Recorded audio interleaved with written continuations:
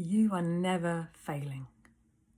Perceived mistakes are stepping stones to success. And you don't want to miss any of these steps, actually, because they all contribute to the final outcome. And I know this was quite a big one for me to grasp, to understand, and to start to see how it actually applied in my everyday life, with the big things and with the little things. Perceived mistakes are just part of life. And we're never failing. There's never anything wrong in that. I think we make mistakes, this big mountain of an experience, whereas actually that's how we learn.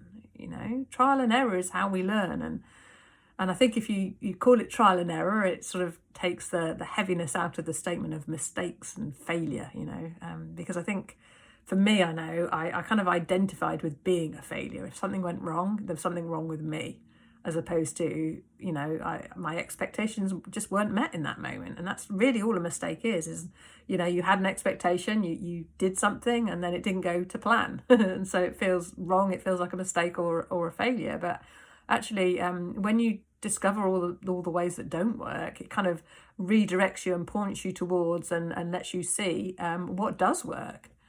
And, like, for example, if you're trying to ride a bike, it requires balance and it requires a certain level of skill. And even when we're learning to walk, you just keep going. Young kids just keep going. They do it and do it and do it until it's done. And I think when adults are supportive of that, then they do it more readily. There's no sense of failure. There's just, the excitement in the possibility of it coming, turning out how you'd like it to turn out. And I think sometimes too, as well, like, things haven't always gone to plan in my life, and they've turned out sometimes better than anything I ever expected.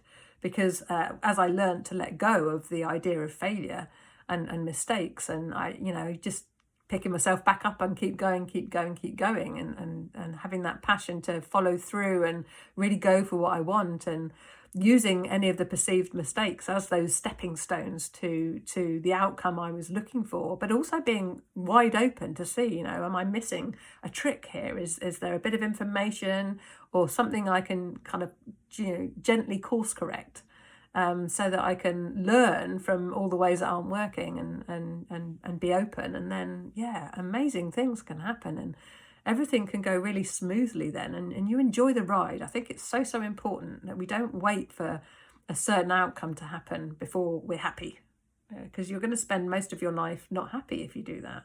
Be happy along the way. I think when you're happy and you're learning and you're just doing stuff, I think you're much more open, and then you're more likely to find what works best, what gets the outcome you want, or leads you naturally, beautifully and easily into an outcome that's even better than anything you could have imagined. So use perceived mistakes. They're wonderful things. They're learning tools. That's all they are, really. And when you keep it that simple, and you recognise that, with anything, when you're trying something new, there's always going to be trial and error. Until you have a go, you don't know how it's going to work out. And so it's important to be really lighthearted and easy with that, and just enjoy the ride, and enjoy it all, and be open so that you can see, the little pointers that might be guiding you, shining a light to, this way might work. It's a much more enjoyable way to be, and I think it's a much more effective way to be. But enjoying the ride, I think, is just as important as any outcome you ever get. Don't wait for something to turn out how you want it to turn out before you're happy. Be happy first. And then you can enjoy the ride and really capitalise on the perceived mistakes or the expectations that aren't met, so that you can come to like the best, most fruitful, fulfilling conclusion.